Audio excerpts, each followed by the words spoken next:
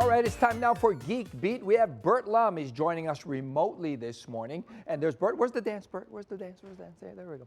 Anyway, first, contact tracing Hey Guy, apps. how's it going? Yeah, it's going. So today I wanted to kind of touch on something that Apple and Google are doing with their API, which is an application programming interface. Now, what we're hearing a lot about are things like contact tracking, which is actually tracking who you've been in touch with. Uh, Also, there's another term that's being used quite a bit. It's called contact tracing. And that idea is that if you were to come into the proximity of someone that is COVID-19 positive, then you're able to get a notification. Now, the Apple Google API that they're releasing in a couple of weeks is really something about tracing.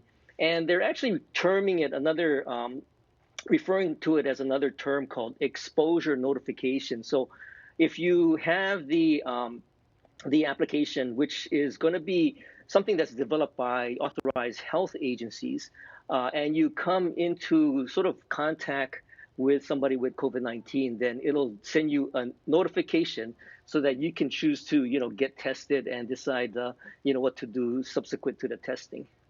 Wow, that's pretty wild. How's that for privacy? Is there a privacy concern with that?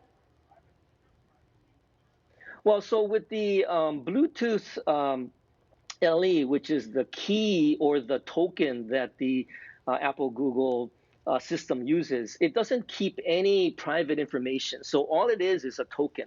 And the token is sent to a database. And then if you are, let's say, COVID-19 positive and you opt in to let people know that token that you had is COVID-19 positive, then when you, let's say, come into contact, then it'll notify you that you came into contact with a token that was COVID-19, but you don't know who that is. Okay. So Okay. all it is a representation of the token, not the actual person. Okay, so that's good. Now, in these times, people have been using those social apps like Zoom, right? But now you're telling me there's a really good competitor.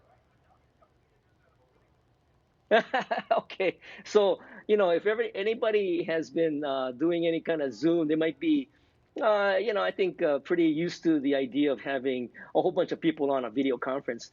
And of course, you can choose to use Zoom, you can use Skype, you can do Google Meet, and even Microsoft Teams. So all those names, you got to add in their Facebook. So Facebook is actually coming out with something called Messenger Rooms.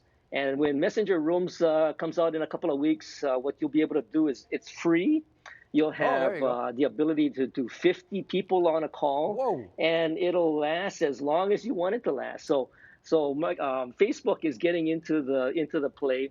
And of course, I think the thing about 2020 is that this is kind of like the year of the video conference. So, Yeah, of course, Facebook's got to enable all of their applications, Instagram, WhatsApp, Facebook, Messenger, everything. So that's going to come out in a couple of weeks. Okay, cool. So real quick, what's with Hawaii Public Radio at the end? What's going on?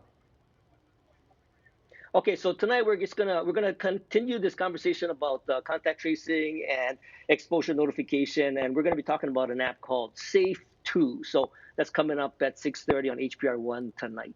All right, thanks, Bert. Give our best to Ian when you see him, and you're watching Sunrise. We'll be right back.